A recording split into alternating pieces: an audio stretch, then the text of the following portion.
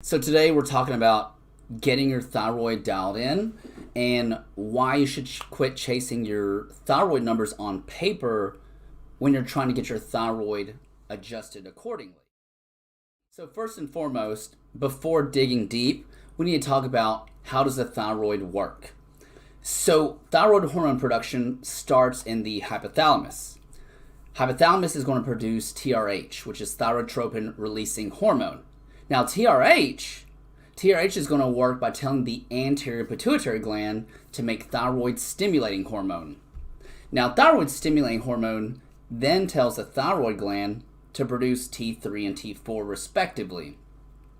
Now, roughly about 20% of your total T3 is produced from the thyroid gland, and about 80-ish% of the rest of the T3 is produced peripherally. And when I say peripherally, I mean like it's in the tissues, the liver, the GI tract, the muscles, and it's produced there primarily from the degradation from the conversion of T4 to T3.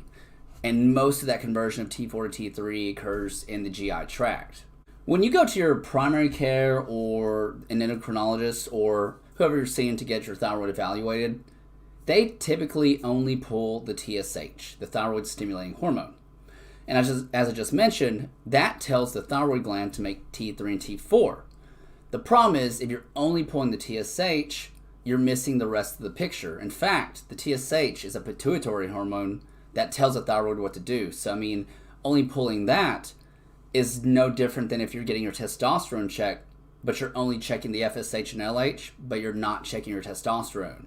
But by not checking T3 and T4, you're actually kind of missing the picture. So both T4 and T3, yes, both of them can induce negative feedback back to the brain, and the brain will pick up either T3, T4, or a combination of both and say, hey, we got enough, therefore we're not going to make any more. However, the literature is showing us that even though both hormones can induce that negative feedback, it appears it's primarily T3 that does that. And that's principally because there's an area of the brain called the paraventricular nucleus, and the PVN for short, PVN, and the PVN is rich in these receptors called thyroid hormone receptors beta 2 unit, or it's the beta 2 subform. And the beta 2 subform, it expresses a lot of affinity, it expresses a lot of sensitivity to T3. Not only is the PVN very sensitive to T3, it also appears it's extremely sensitive to intracellular levels of T3.